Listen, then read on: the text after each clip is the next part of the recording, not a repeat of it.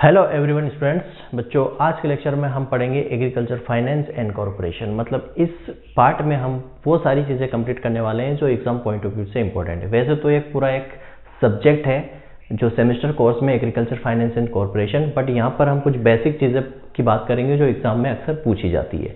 ठीक है, सबसे पहले हम डिस्कस करेंगे कि एग्रीकल्चर फाइनेंस होता क्या है। ठीक है, इसके बारे में समझेंगे एग्रीकल्चर फाइनेंस होता क्या था। और कॉरपोरेशन के अंदर छोटी सी चीज़ हम डिस्कस करेंगे कि जो क्रेडिट ऑर्गेनाइजेशन होते हैं, एग्रीकल्चर क्रेडिट ऑर्गेनाइजेशन होते हैं, वो किस लेवल पे होते हैं। 1 टायर 2 टायर 3 टायर्स होते हैं। पैक्स क्या होता है, शॉर्ट टर्म लोन और medium term loan, long term loan, इसके बारे में थोड़ा सा समझेंगे। और कोऑपरेटिव मूवमेंट आपने पढ़ा है 1904 में, जो अब एक्सटेंशन के अंदर भी पढ़ते हो। ठीक है, तो वो तो एक्सटेंशन के अंदर भी कवर हो जाएगा कि कोऑपरेटिव मूवमेंट जो है वो 1904 में शुरू हुआ था। ठीक है, तो यहाँ पे हम बात करेंगे सबसे पहले कि एग्रीकल्चर फाइनेंस क्या होता है। तो सबसे पहले एग्रीकल्चर फाइनेंस को समझने से पहले समझो फाइनेंस क्या होता है। फाइनेंस का मतलब होता है मनी मैनेजमेंट। क्या होता है? मनी मैनेजमेंट, पैसों का मैनेजमेंट। इससे आप समझ सकते हो, क्योंकि फाइनेंस क्या है? एक फंड होता है जिसका यूज हम कहाँ करते हैं? जहाँ पर हमें ज़रूरत होती है। जहाँ पर हमें ज़रूरत होती है वहाँ पर हम उस फंड का यूज़ करते हैं। मैं एक छोटा सा एग्जांपल लेता हूँ, उसके बाद मैं आपको डेफिनेशन पे जाऊँगा। ठीक है, मैंने यहाँ पर एक बात की, एक फार्मर है, ये एक फार्मर है। ठीक है, ये एक फार्मर है और एक फार्मर है। फार्मर के सेंस में ही बात करते हैं। ठीक, ये एक फार्मर है, एक फार्मर है। ये फार्मर क्या है? बड़ा फार्मर है। इसके पास क्या है? 3 लाख रुपए अवेलेबल है। ठीक है, इसके पास क्या है? 3 लाख रुपए अमाउंट है और इसके पास नहीं है। क्लियर है? ये 3 लाख रुपए अपने फार्म पर लगाएगा। क्या लगाएगा? ये इसका फार्म में, इस फार्म से लगाएगा, कोई भी क्रॉप लगाएगा, XYZ, X क्रॉप इसने लगाई। ठीक है, X क्रॉप इसने लगाई और इसको इनकम जनरेट हुई 10 लाख रुपए की। ठीक है, कायदाई, सैकड़ा, हजार, 10,000, लाख, 10 लाख, 10 लाख रुपए की इनकम जनरेट हुई। तो यहाँ पे अगर नेट प्रॉफिट की बात करें, नेट प्रॉफिट की बात करें तो इस फार्मर को कितना हुआ? 7 लाख रुपए का नेट प्रॉफिट। कितना? 7 लाख रुपए, क्योंकि 3 लाख रुपए उसने खर्चा किया इसने फार्म पर। इस फार्मर के पास कुछ भी नहीं है, जीरो। ठीक है, इसके पास पैसा नहीं है। इसके पास फार्म है, खेती करने के लिए फार्म है, बट इस फार्मर के पास पैसा बिल्कुल भी नहीं है। तो अब ये फार्मर क्या हो गया? इस फार्मर के पास पैसा था, इसने लगाया और प्रॉफिट ले लिया 7 लाख रुपए का। इस फार्मर के पास बिल्कुल भी पैसा नहीं है, तो क्या ये क्या करेगा? खेती नहीं करेगा। नहीं करेगा तो अपनी फैमिली को क्या खिलाएगा? कैसे आगे ये बढ़ेगा? इसके लिए क्या होता है? ये फाइनेंशियल सुविधा होती है। ये क्या करेगा? लोन लेगा। ठीक है, किसी भी इंस्टीट्यूशन से, चाहे इंस्टीट्यूशन से लो या नॉन इंस्टीट्यूशन से, बैंक से लेगा या किसी रिलेटिव से लेगा या फ्रेंड से लेगा। मान लो इसने क्या किया? 3 लाख रुपए का यहाँ पे लोन ले लिया। ठीक है, क्या किया इसने? 3 लाख रुपए का लोन लिया। कितने परसेंट पे? जो भी अब XYZ है, 2% पर मंथ के हिसाब से या 12% के हिसाब से, 12 एनुअली ले लो, 12%, 2% मंथ के हिसाब से। जहाँ गाँव में जनरली लोग जो है आजकल मार्केट में जो रेट चल रहा है वो 2% के हिसाब से चल रहा है। ठीक है, 2% के हिसाब से इसने ले लिया 4 महीने के लिए या 5 महीने के लिए। ठीक है, 4 या 5 महीने के लिए, जितना भी लिया हो। अब ये भी क्या करेगा? अपने फार्म पर लगाएगा और इसको भी इनकम होगी भाई 10 लाख रुपए। सेम फार्मर है, एग्जाम्पल से दूर ले रहे हैं। अब इसको जो है नेट प्रॉफिट कितना होगा? इसको भी क्या होगा? नेट प्रॉफिट कितना होगा? इसने 3 लाख रुपए तो ये लिए, प्लस 2% इस पर ब्याज था। तो आप मंथली ब्याज निकाल लो 3 लाख रुपए का कितना होता है 2% के हिसाब से। 3 दूनी 6, 6,000 रुपये पर मंथ, मतलब भारतीय 36,000 रुपये उसने कितना दे दिया? लगभग 36,000 का उसने ब्याज दे दिया। हाँ, ये तो पूरे साल का हो गया, मैंने पूरे साल का जोड़ लिया। कितना हो गया यहाँ पे? 2 शून्य गई, इकाई, ढाई, सैकड़ा, हजार, 10,000, लाख। 3 लाख का 2 शून्य से 2 शून्य गई, 3 दूनी 6, 6,000 रुपये पर मंथ के हिसाब से 72,000। ठीक है, ये 72,000। अब ये तो मैंने पूरे साल का जोड़ दिया। 6 महीने का इसका आधा कर लो, 72 का आधा कितना होगा? 36 दूनी 72, मतलब लगभग 50,000। मैं मान लेता हूँ कि 50,000 जो है, या 36,000, 6 महीने का ब्याज ही कितना देगा? 36,000 जो है इसने क्या दिया? ब्याज दिया, इंटरेस्ट। मैं बोल देता हूँ यहाँ पे इंटरेस्ट। इंटरेस्ट कितना दिया इसने? 36,000 रुपये इंटरेस्ट दिया। ठीक, अब 3,36,000 इसका यहाँ से माइनस हो जाएगा। 1 2 3, 3,36,000 इसका माइनस हो जाएगा तो कितना इसको इनकम होगी? 4, 9 3 गए 6 और 6,64,000 इसको नेट प्रॉफिट हुआ। अब यहाँ पे अंतर देखो, इस फार्मर के पास 3 लाख रुपए थे, इसने नेट प्रॉफिट कमाया 7 लाख रुपए। इस फार्मर के पास कुछ भी नहीं था, जीरो था, लेकिन इसने 3 लाख रुपए का लोन लिया और उसको अपने फार्म पर इन्वेस्ट किया। सेम जैसे इसने इन्वेस्ट किया, सेम वैसे ही इसने इन्वेस्ट किया, इसने भी 10 लाख रुपए कमाए। अब इसको नेट प्रॉफिट कितना हुआ, 6,64,000। तो लगभग इसके पास कुछ भी नहीं था, तब भी ये इस फार्मर के बराबर पहुंच गया। मतलब एग्रीकल्चर फाइनेंस क्या करता है, फाइनेंस जो है बैलेंसिंग का काम भी करता है, जिसके पास पैसा है और जिसका पैसा नहीं है। बस शर्त है कि वो उसको सही तरीके से क्या करे, अप्लाई करे, सही तरीके से उसका यूज करे। ऐसा नहीं पैसा ले लिया और उसको उड़ा दिया, दारू पीने में इधर उधर उड़ा दिया, तो फिर तो क्या करेगी, जिससे पैसा लिया वो आके तुमको पकड़ेगा, तुम्हारी कुछ चीजें रख लेगा, घर जो है वो रख लेगा, बाइक रख लेगा, ट्रैक्टर रख लेगा, वैसी चीजें। तो एग्रीकल्चर फाइनेंस का मतलब यही है कि अगर आप प्रॉपर तरीके से जो आपको पैसा मिला है उसको प्रॉपर तरीके से आप यूटिलाइज करें, तो क्या होगा, लगभग इसने 7 लाख कमाए, इसने 6,64,000 कमाए, लगभग बराबर पहुंच गया। इसके पास कुछ भी नहीं था, फिर भी ये उसके बराबर पहुंच गया, उसके बैलेंस में पहुंच गया। क्लियर है? तो ये होता है एग्रीकल्चर फाइनेंस। अब यहां पर समझना है हमें कि एग्रीकल्चर फाइनेंस को हम डिफाइन कैसे करते हैं, क्यों। अब देखो, इसने लोन लिया, अब यहीं से समझते रहो, इसने 3 लाख का लोन क्यों लिया। सबसे पहली चीज कि इसके पास एक फार्म है, इस फार्म पर इसने क्या किया, भाई इस फार्म पे इसको खेती करनी, इसके पास 1 रुपया भी नहीं है। तो इसने क्या किया, पहले स्टडी की कि भाई मुझे कौन सी क्रॉप कौन सी लगानी है और मुझे इसमें कितना कितना पैसा कहाँ कहाँ पर लग रहा है। ठीक है, इसको सीड के लिए पैसा चाहिए, इसको फिर सोइंग में लगेगा, सोइंग में लगेगा, मतलब हर जगह इसको, मतलब ये लग लो सोइंग टू मार्केटिंग तक, सोइंग से लेके मार्केटिंग तक हर स्टेप पर इसका पैसा लगना है। बीज बोने से लेके मार्केट में बेचने तक इसको पैसा लगना है। तो वो सारा पैसा पहले क्या करेगा, स्टडी करेगा, एक वो कि मुझे क्या लगाना है, क्या चीज़ मेरे को बेनिफिट कर सकती है, ये चीज़ इसके अकॉर्डिंग मुझे लोन लेना है, तो मुझे लोन कहाँ कहाँ पर कितना कितना लोन लग रहा है पूरा एनालाइज करेगा। ठीक है, अपने फार्म के अकॉर्डिंग, और उतना लोन ये मांगेगा। क्यों? क्योंकि जब आप लोन लेने जाओगे तो जिस भी बैंक से अगर लोन ले रहे हो तो बैंक खुद एनालाइज करती है, एग्जामिन करती है, स्टडी करती है। जो बैंक है, बैंक खुद भी क्या करती है कि ये फार्मर एबल है या नहीं है वापस ऋण जो लोन उसने लिया उसको भरने के लिए।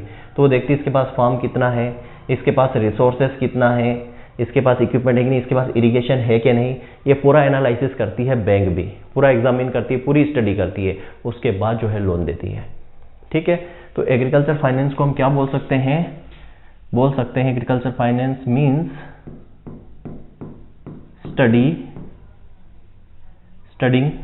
स्टडिंग बोल सकते हैं, studying, examining and analysing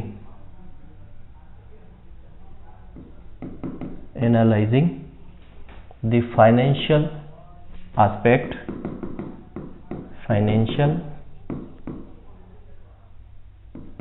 aspect related to farm। ठीक है, फार्म या फार्म बिजनेस, उस फार्म बिजनेस से रिलेटेड जितने भी फाइनेंशियल एस्पेक्ट होंगे, फाइनेंशियल एस्पेक्ट मतलब वही चीज, इसको लोन क्यों चाहिए, किस पर्पज से ले रहा है, कहाँ कहाँ पर इसका यूज करेगा, वो इसके पास रिसोर्सेज है कि नहीं, क्या वो वापस इतना पे कर पाएगा, उसकी एनालिसिस करना, इसका एग्जामिन करना, उसकी स्टडी करना, पूरा क्या कहलाता है, एग्रीकल्चर फाइनेंस कहलाता है। डेट इज समझ में आया, एग्जांपल लेके भी मैंने समझाया कि फाइनेंस किस तरीके से हेल्प करता है फार्मर्स की या किसी भी ऑर्गेनाइजेशन की। बस अगर उसका प्रॉपर यूज करे तो फाइनेंस गलत चीज भी नहीं। वैसे तो फाइनेंस को गलत भी बोला जाता है क्योंकि इंटरेस्ट इतना लग जाता है कि व्यक्ति भरते थक जाता है, जितना लिया नहीं उससे ज़्यादा भरना पड़ता है। बट एक प्रॉपर वे में अगर यूज़ करें, कई सारी योजनाओं भी आती है, स्कीम्स भी आती है गवर्नमेंट की, उसके तरीके से अगर करें तो बेनिफिट मिल जाता है। मतलब नहीं करने से अच्छा, अगर ये फार्मिंग नहीं करता तो उससे तो अच्छा है ना कि वो कुछ कमाए उसका यूज़ करके। क्लियर है, ये एग्रीकल्चर फाइनेंस। अब यहाँ पे 2 अलग अलग साइंटिस्ट हुए जिन्होंने डेफिनेशन के बारे में बात की। एक थे मूरे। जनरली तो क्या है, इसकी यही पूछ लेते हैं, इन्होंने डेफिनेशन कब दी थी, 1953 में। इन्होंने भी यही बोला कि फाइनेंस क्या है, एक इकोनॉमिक स्टडी है, इकोनॉमिक स्टडी ऑफ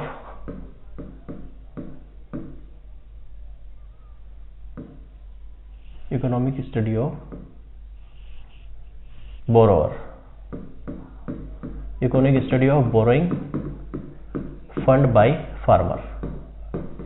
फार्मर या कोई भी ऑर्गेनाइजेशन, मतलब किसी फार्मर के द्वारा जो लोन उधार या जो पैसा उधार, जो फंड उधार लिया जा रहा है उसकी इकोनॉमिक स्टडी करना क्या कहलाता है? एग्रीकल्चर फाइनेंस कहता है। ये पूरे मोरे साहब ने बोला, डेफिनेशन पूछी जाती है इसलिए लिखवा रहा हूँ। एक और साइंटिस्ट हुए जिनका नाम था, साइंटिस्ट या इकोनॉमिस्ट बोल सकते हो, Tandon and Dhoundiyal.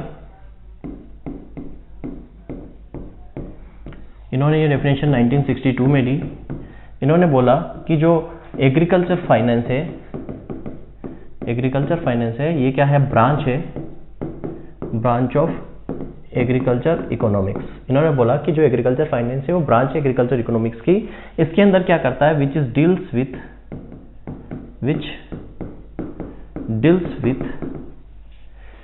Financial resources related to individual farm, financial resources related to individual farm unit. ठीक है, इन्होंने भी सेम वही बात बोली जो हमने पहले पढ़ी।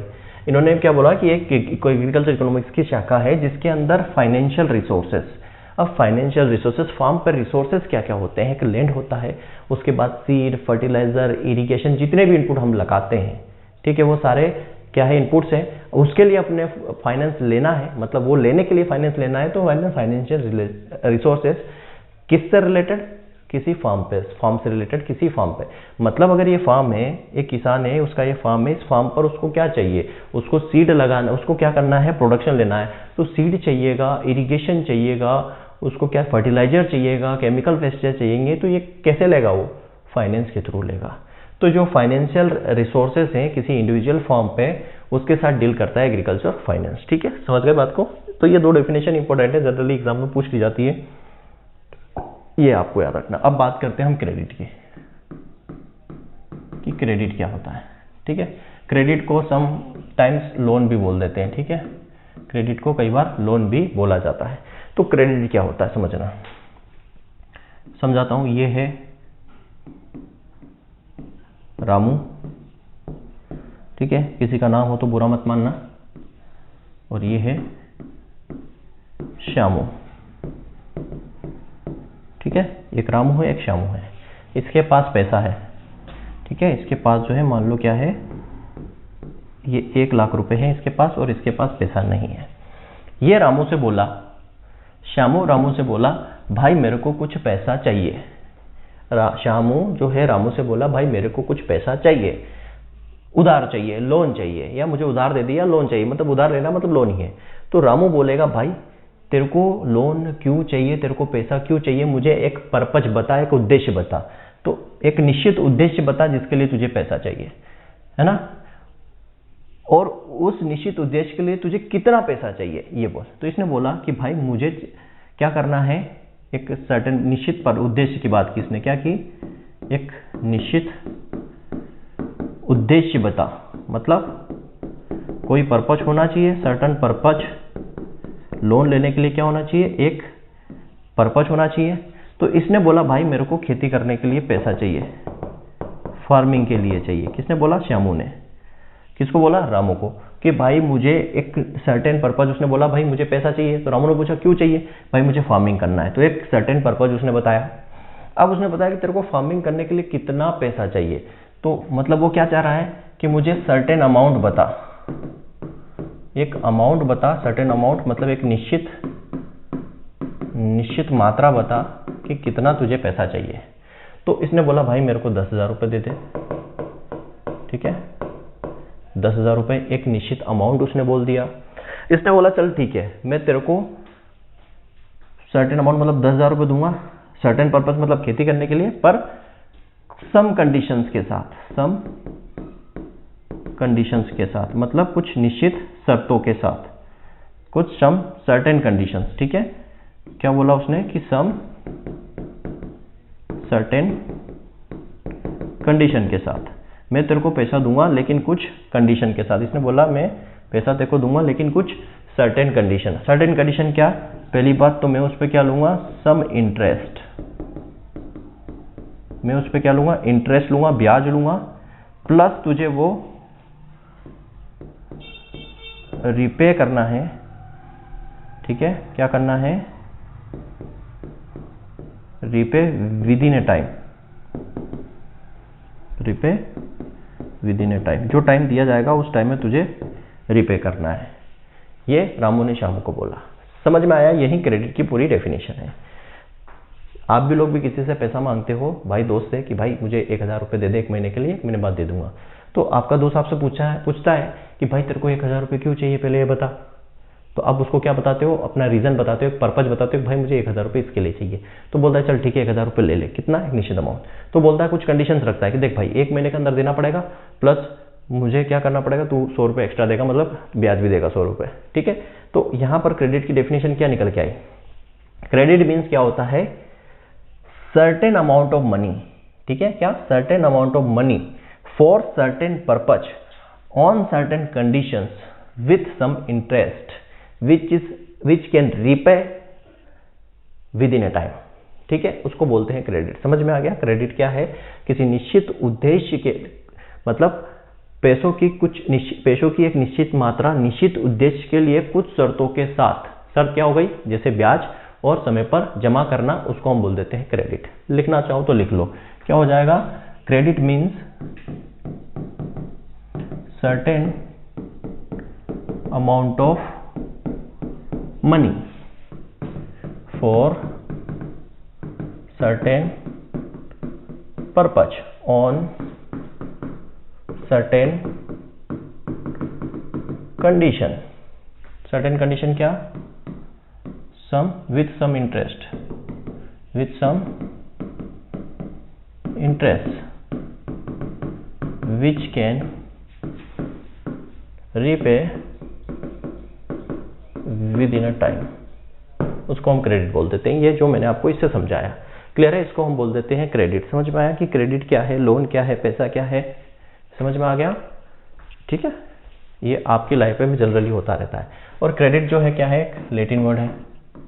कौन सा है लैटिन वर्ड, किससे लिया गया है, क्रेडो से, जिसका मतलब होता है I believe you, I trust you,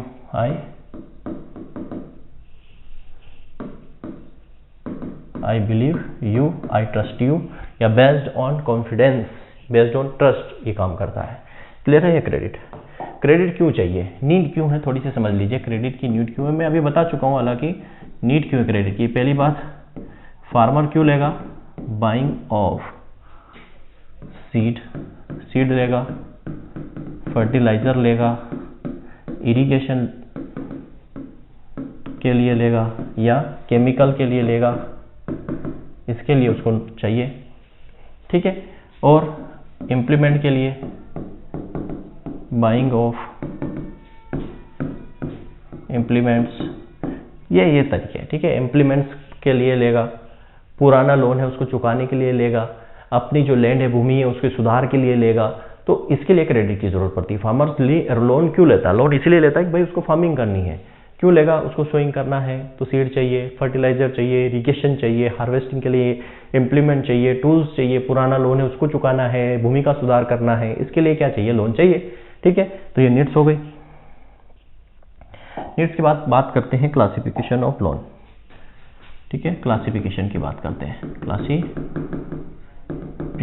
of credit, कि क्रेडिट को किस तरीके से क्लासीफाई कर सकते हैं। तो सबसे पहले बात करते हैं based on time. Based on time, समय के आधार पर जो है इसका क्लासिफिकेशन क्या है। तो समय के आधार पर क्लासिफिकेशन में जाएंगे तो पहला आता है शॉर्ट टर्म लोन, ठीक है। पहला आता है शॉर्ट टर्म लोन। सेकेंड आप लोगे तो मीडियम टर्म लोन, और नंबर 3 आ जाएगा लॉन्ग टर्म लोन, ठीक है। ये टाइम के बेसिस पे शॉर्ट टर्म, लॉन्ग टर्म और medium term. Short term loan जो है वो किस पर्पज के लिए जाता है, कम समय के लिए लिया जा रहा है। कम समय के लिए किसके लिए, तो क्रॉप प्रोडक्शन के लिए। समझना किसके लिए ले रहे हैं, क्रॉप प्रोडक्शन के लिए। क्यों, क्योंकि क्रॉप का प्रोडक्शन जो है लगभग 6 महीने, 8 महीने, 10 महीने या 12 महीने में आ जाता है।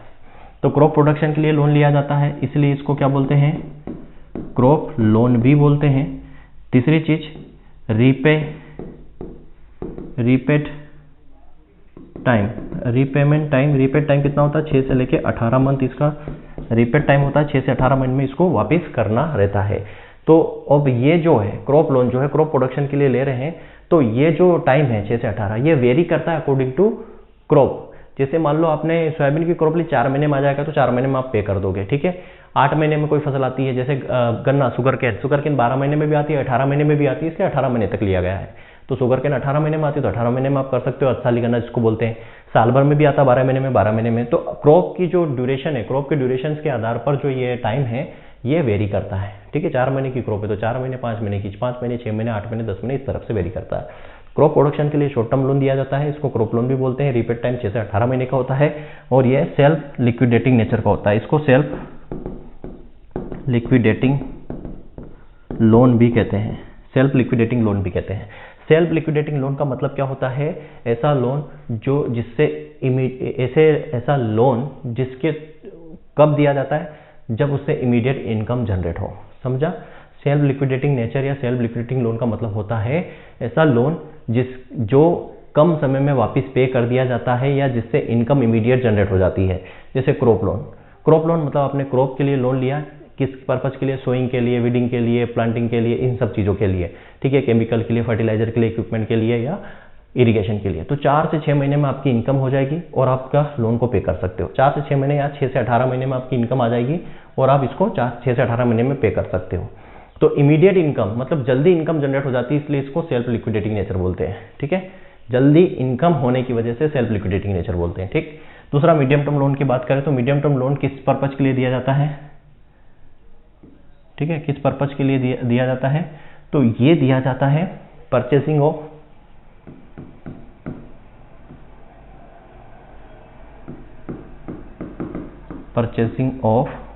क्या परचेस करने के लिए दिया जाता है? इक्विपमेंट और इलेक्ट्रिक मोटर और मिल्क कैटल, एनिमल बोल सकते हो, मिल्क कैटल, गोट, शीप, ईटीसी, इनके लिए दिया जाता है कि आप जो है मीडियम टर्म लोन जो है और इसका रीपेमेंट पीरियड क्या होता है? रीपेड पीरियड की बात करें तो 18 मंथ से लेकर 5 ईयर होता है। 18 मंथ से लेकर 5 ईयर इसका रीपेड पीरियड होता है। और ये जो होता है पार्शियली लिक्विडेटिंग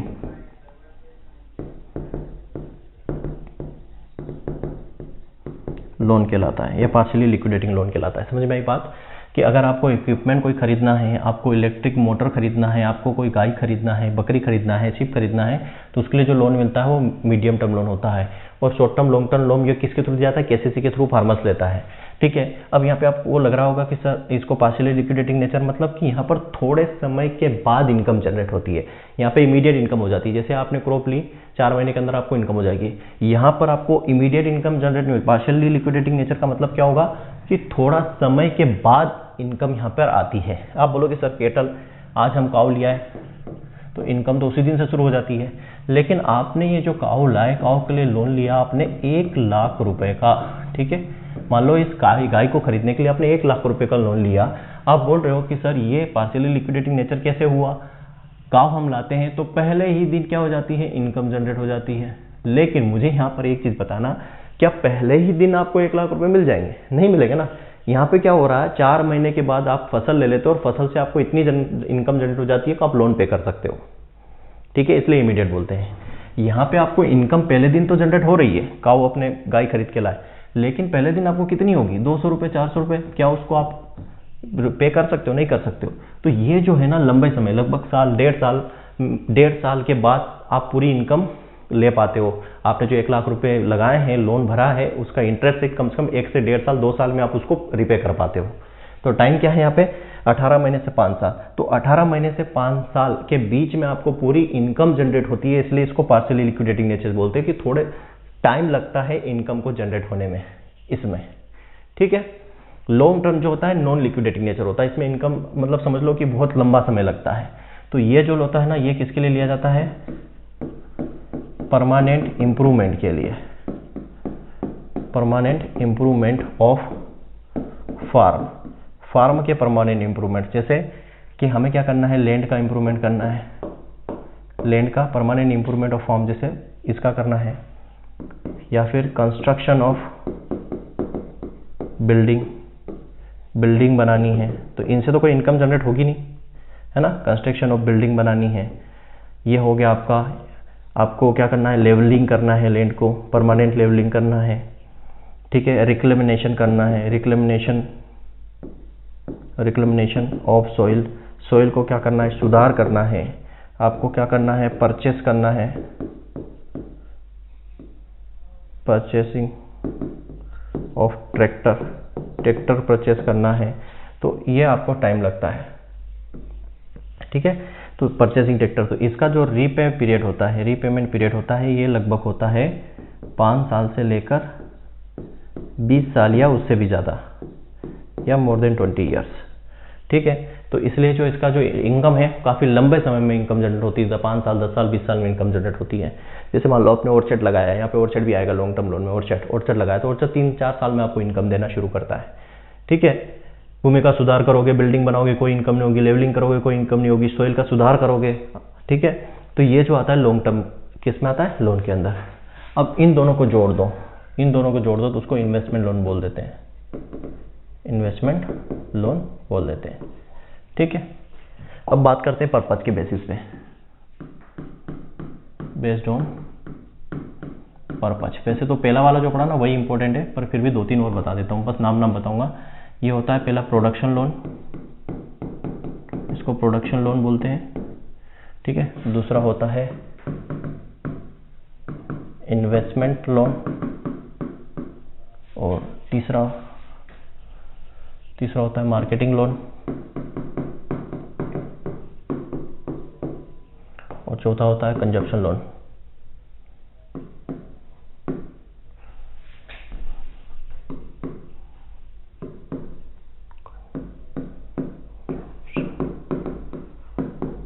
कंजप्शन लोन, 4 प्रकार के लोन पर्पज के बेसिस पे। देखो प्रोडक्शन लोन अभी हमने पहला पढ़ा था, शॉर्ट टर्म लोन किसके लिए, क्रॉप प्रोडक्शन के लिए। तो इसको प्रोडक्शन लोन को ही क्या बोलते हैं हम, शॉर्ट टर्म लोन बोलते हैं, ठीक है। इसी को हम क्रॉप लोन भी बोल देते हैं, और इसी का जो रीपेमेंट पीरियड होता है वो 6 से 18 मंथ का होता है, ठीक है। ये क्लियर, क्रॉप के लिए लिया जाता है। इन्वेस्टमेंट लोन अभी मैंने बताया, medium term loan plus long term loan को जोड़ देते हैं तो वो क्या हो जाता है, इन्वेस्टमेंट लोन हो जाता है। तो मीडियम टर्म लोन हमने काय के लिए लिया था, तो purchasing of cattle, electric motor, उनके लिए। लॉन्ग टर्म लोन ट्रैक्टर ओरचेट लगाने के लिए, उनके लिए। तो ये इन्वेस्टमेंट लोन हो जाएगा, ठीक है। इन्वेस्टमेंट लोन को टर्म लोन भी बोलते हैं, टर्म लोन भी कहते हैं। मार्केटिंग लोन क्यों लेते हैं, कि help to farmer for overcoming the distress sale. देखो मार्केटिंग लोन क्यों लिया जाता है, समझना बात को। या मैं ऐसा लिख दूं पहले, ओवरकमिंग डिस्ट्रेस सेल को ओवरकम करने के लिए मार्केटिंग लोन देते हैं। मार्केटिंग लोन देता कौन है, तो कॉमर्शियल बैंक देती है, कॉमर्शियल बैंक के द्वारा दी जाती है। अब देखो मेरे पास सुनना, ये एक फार्मर है, ठीक है। इसके पास 100 क्विंटल क्या हुआ, वीट का प्रोडक्शन हुआ, ठीक। जब इसने सोइंग की थी तब रेट कितना था गेहूं का, 2000 रुपये पर क्विंटल रेट था। लेकिन वीट का क्विंटल हार्वेस्टिंग के टाइम गेहूं का जो रेट हो गया कितना, 500 रुपीज़ पर क्विंटल हो गया। अब डिस्ट्रेस सेल का मतलब ये होता है कि किसी चीज़ के प्राइस एकदम से लो हो जाए और फार्मर उस प्राइस पर किसी प्रोडक्ट को बेचे या किसी कमोडिटी को बेचे, तो वो डिस्ट्रेस सेल होती है। क्यों, क्योंकि प्राइस 2000 रुपये था at the time of sowing, अब प्राइस 500 रुपये हो गया, तो फार्मर यहाँ पर बेचना नहीं चाहेगा। लेकिन फार्मर ने ऑलरेडी क्या ले रखा है, लोन ले रखा है, ये लोन ले रखा है प्रोडक्शन लोन, तो ये तो भरना है 6 से 18 महीने में। अब ये फार्मर न बेचे तो लोन का लोड आ रहा है, और बेचे तो सिर्फ 500 रुपये मिलेंगे, तो इसको बोलते हैं डिस्ट्रेस सेल। अब डिस्ट्रेस सेल को ओवरकम करने के लिए मार्केटिंग लोन दिया जाता है। मार्केटिंग लोन कौन देता है, ये कमर्शियल बैंक देती है इसको लोन। किस बेसिस पे, 75% of value of the commodity, जो भी उसकी कमोडिटी है, जैसे 100 क्विंटल गेहूं है, इसकी जो वैल्यू, जितनी भी वैल्यू बनेगी उसके 70% की वैल्यू के आधार पर इसको लोन देते हैं। क्या, ये कमर्शियल बैंक इसको लोन देगी इस फार्मर को, उसका जितनी भी कमोडिटी है उसकी 75 वैल्यूज के बराबर उसको लोन दे देती है। उस लोन से, और किस बेसिस पे क्या लेती है वो, रिसिप्ट, रिसिप्ट लेती किसी वेयर हाउस रिसिप्ट के बेसिस पे। भैया वो आपके पास 100 क्विंटल गेहूं है, उसकी रिसिप्ट तो चाहिएगी उसको, और उसी के आधार पर 75% की वैल्यू के हिसाब से उसको लोन दे देती है, और ये लोन क्या करता है, उधर चुका देता है। जैसे उसको मार्केट में भाव मिलता है, ये यहाँ पर बेचता है और इस बैंक का लोन चुकाता है। इसको बोलते हैं मार्केटिंग लोन। ठीक है।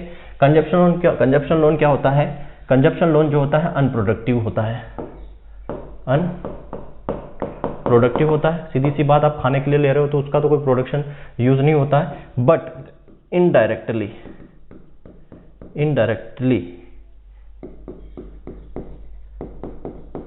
प्रोडक्टिव होता है। इनडायरेक्टली कैसे प्रोडक्टिव होता है?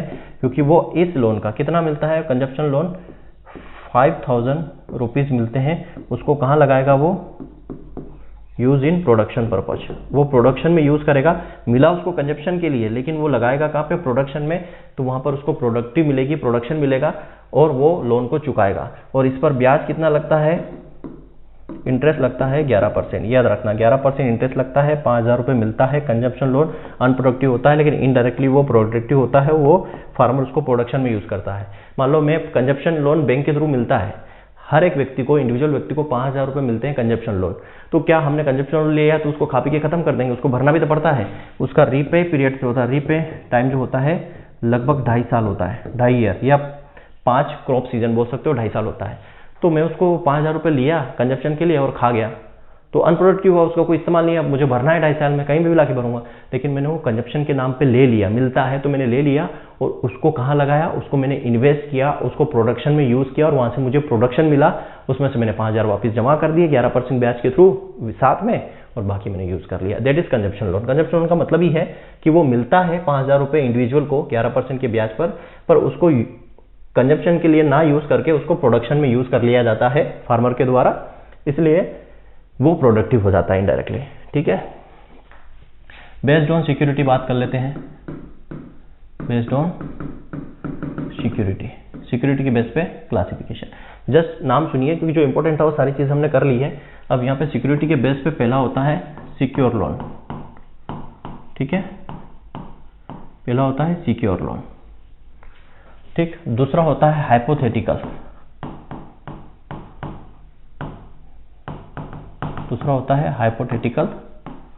लोन। और तीसरा होता है अनसिक्योर। क्या होता है तीसरा? अनसिक्योर लोन होता है। सिक्योरिटी लोन का मतलब क्या हो गया कि भाई आप मुझे 1000 रुपये दे रहे हो, उसके बदले में मैंने क्या दिया आपको? मेरा मोबाइल दे दिया आपको। ठीक है। एडवांसिंग द लोन, ठीक है, किस बेसिस पे? Against the security. ठीक है। लोन मतलब एडवांस लोन आप मुझे दे रहे हो, मुझे 1000 रुपये दे रहे हो, लेकिन उसके लिए सिक्योरिटी रख रहे हो, आपने मेरा मोबाइल रख लिया। ठीक है। अब क्या होता है जनरली आजकल ये भी आपने देखने को मिला है ना, जो बैंक में आप पैसा लेने जाते हो तो आप सोना गिरवी रख देते हो, आप बिल्डिंग मकान गिरवी रख देते हो, उसके बदले में आपको पैसा मिलता है। आप किसी साहूकार के पास जाओगे कि भैया मुझे 10,000 रुपये चाहिए, तो आप क्या बोलते हैं कि यार ये अंगूठी गिरवी रखनी पड़ेगी। आप बोले मोबाइल गिरवी रखना पड़ेगा 10,000, कोई बाइक गिरवी रख देता है और 20,000 रुपये ले लेता है। Debt is secure loan. ठीक है, समझ में आया? सिक्योर लोन क्या है कि loan advancing against the security, ऐसा बोल सकते हैं कि loan advancing against the security. Security के अगेंस्ट में आपको लोन मिल रहा है, कुछ ना कुछ आपको रखना पड़ रहा है। तो इसमें पहला आता है सिक्योरिटी लोन के अंदर 4 प्रकार के, इसमें आता है एक पर्सनल लोन या personal security. Personal security loan में क्या होता है, मैं सब यहाँ पे बस नाम लिख के आपको बताऊंगा, समझाऊंगा।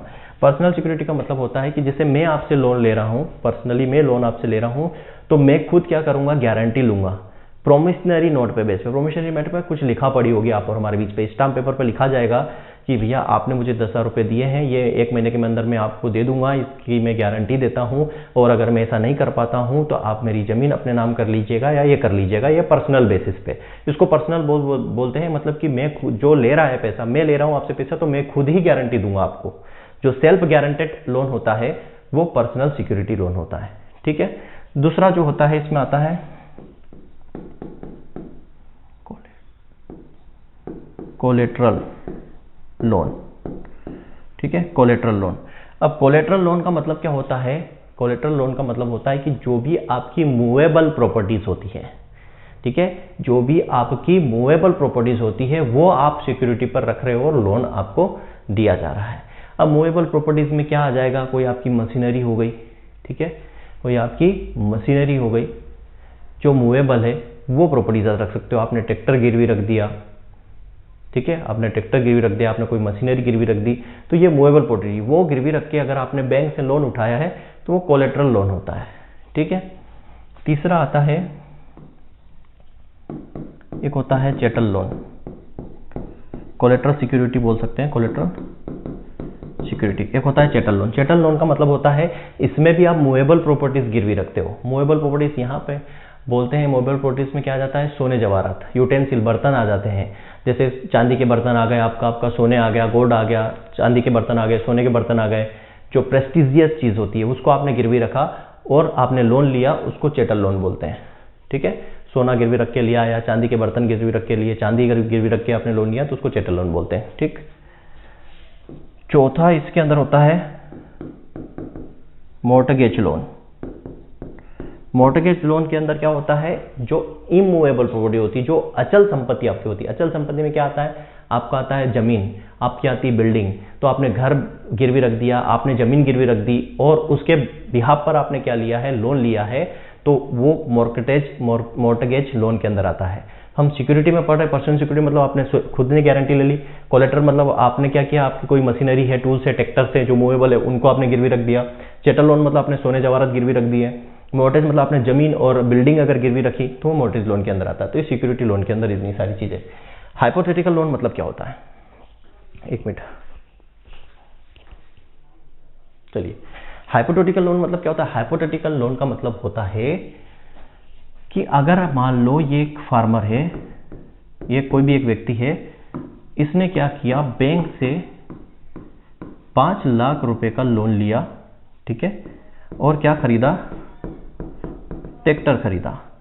अब इस ट्रैक्टर की ओनरशिप जो है किसके पास रहेगी, इस फार्मर के पास रहेगी। ये एक फार्मर है, इस ट्रैक्टर की ओनरशिप फार्मर के पास रहेगी। लेकिन क्या लिया इसने, बैंक से लोन लिया। ये क्या किया, ये लोन लिया उसने, कितना, 5 लाख रुपए लोन लिया। अब ये अगर टाइम से लोन नहीं भरता है तो बैंक के पास क्या होता है, राइट कि इस ट्रैक्टर को वो सेल कर सके, इस ट्रैक्टर को वो सेल कर दे। तो इस फार्मर ने बैंक से 5 लाख रुपए लिए और ट्रैक्टर खरीदा। इस ट्रैक्टर की ओनरशिप तो रहेगी किसके पास, फार्मर के पास, लेकिन इसको बेचने का राइट किसके पास रहेगा, बैंक के पास। मतलब फार्मर इसको डू नॉट सेल, फार्मर इसको सेल नहीं कर सकता। फार्मर क्यों, क्योंकि इसने बैंक से लोन लिया है, लोन से उसने ट्रैक्टर उठाया है, फाइनेंस करवाया है, जो भी है फाइनेंस करवाया है इसने, बैंक से जो है ट्रैक्टर को फाइनेंस करवाया है। ओनरशिप नाम, ट्रैक्टर इसी के नाम पर रहेगा फार्मर के पास, लेकिन वो उसको बेच नहीं सकता। बेचने का राइट किसके पास रहेगा, बैंक के पास, जब तक कि उसका लोन पूरा क्लियर नहीं हो जाता। अगर लोन पूरा क्लियर हो जाता है तो फार्मर कुछ भी करे अपने ट्रैक्टर का, चाहे बेचे, भागे, तोड़े, कुछ भी करे।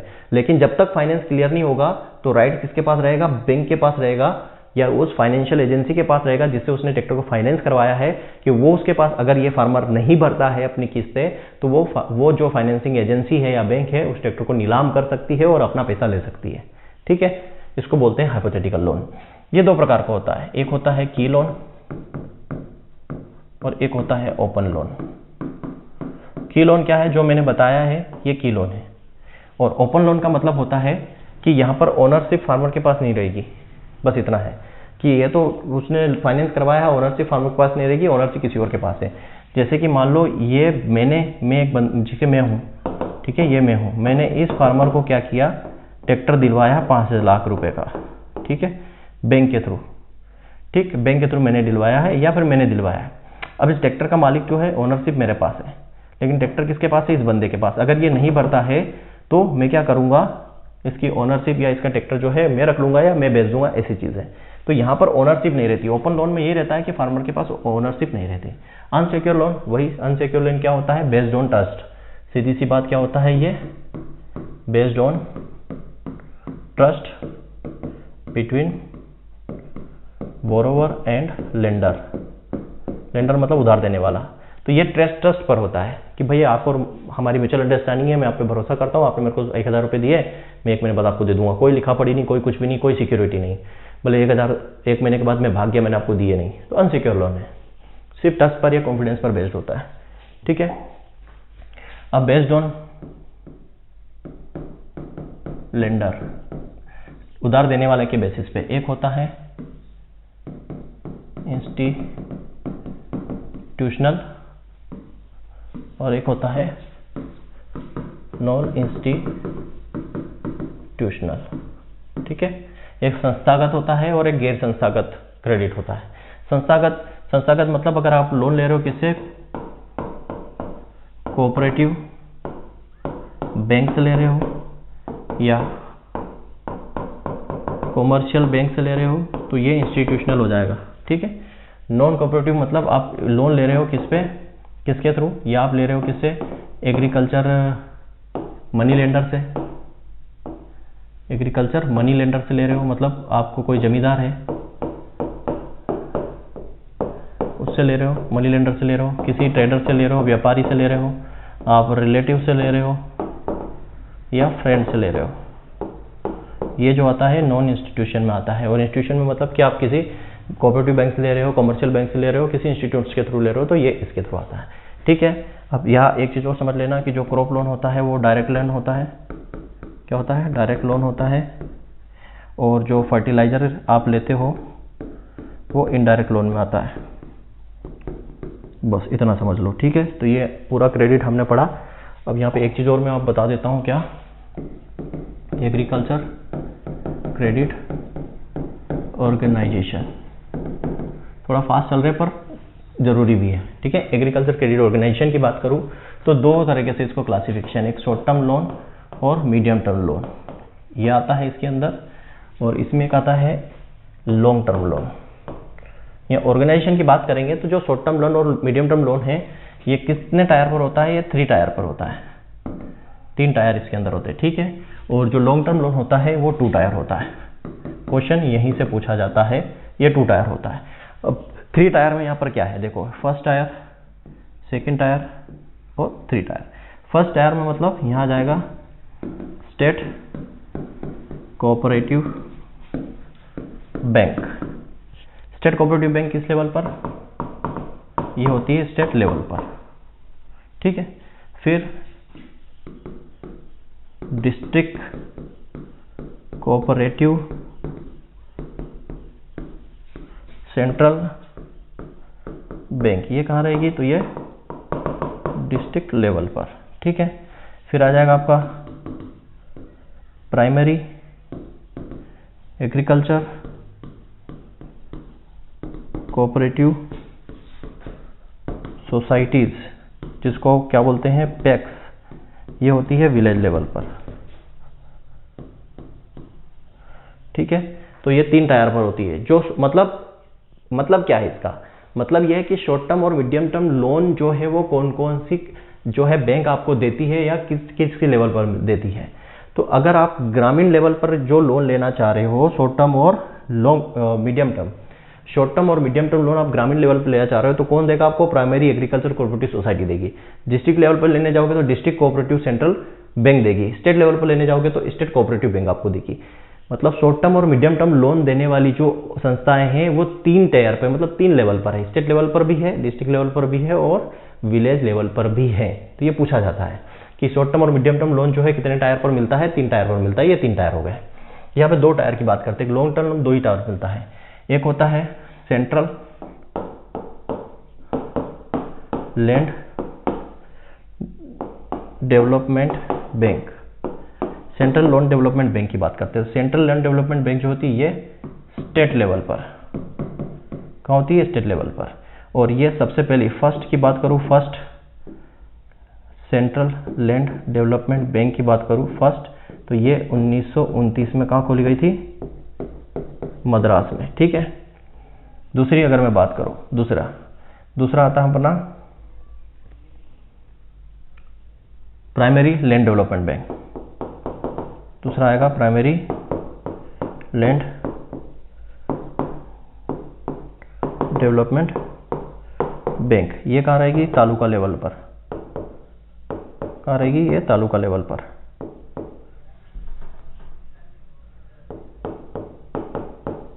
ये तालुका लेवल पर रहेगी। और प्राइमरी लैंड डेवलपमेंट बैंक को ही क्या कहा जाता है? लैंड मॉर्टगेज बैंक इसको कहा जाता है। और ये सबसे पहला 1920 में झंग पंजाब में खोला गया था फर्स्ट। ठीक है, तो primary land development bank taluka level पर होती है, उसी को लैंड मॉर्टगेज बैंक बोलते हैं। और सबसे पहली लैंड मॉर्टगेज बैंक 1920 में झंग पंजाब में खोली गई थी। सेंट्रल लैंड डेवलपमेंट बैंक सबसे पहले 1929 में मद्रास में खोली गई थी, जो स्टेट लेवल पे होती है, तालुका लेवल पर होती है। तो ये एग्रीकल्चर क्रेडिट ऑर्गेनाइजेशन है जो शॉर्ट टर्म लॉन्ग टर्म जो लोन देती है किस लेवल पर होती है, लॉन्ग टर्म लोन किस लेवल पर होता है, ये हमने यहाँ पे पूरा डिस्कस कर लिया। तो एग्रीकल्चर फाइनेंस में अब इसके अलावा हमें और कुछ नहीं पढ़ना। अब सीधे हम क्या पढ़ेंगे? क्रॉप इंश्योरेंस पढ़ेंगे। वैसे क्रॉप इंश्योरेंस आपको जो है स्कीम के अंदर पढ़ा लेते हो तो नहीं भी पढ़ेंगे तो चलेगा, लेकिन फिर भी क्रॉप इंश्योरेंस में पढ़ा दूंगा आपको अलग से कि क्रॉप इंश्योरेंस की शुरुआत कैसे हुई, कहाँ तक हुई और भी कहाँ पर चल रहा है, पूरा एक लेक्चर उसी पे होगा। उसके बाद फिर हमारा बचता क्या है? फार्म मैनेजमेंट बनता है, प्रोडक्शन इकोनॉमिक्स, तो जल्दी खत्म हो जाएगा। ठीक है, आज के लेक्चर में इतना ही। Thank you very much.